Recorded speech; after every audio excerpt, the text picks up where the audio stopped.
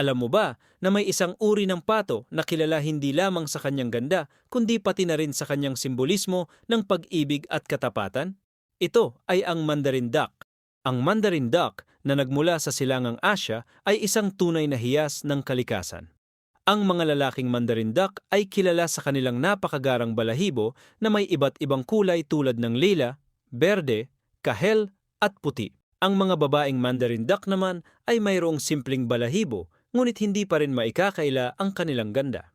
Ang mga Mandarin Duck ay monogamous, ibig sabihin ay nananatili silang tapat sa kanilang kapareha habang buhay. Ito ang dahilan kung bakit sila ay itinuturing na simbolo ng pag-ibig at katapatan sa kulturang Tsino.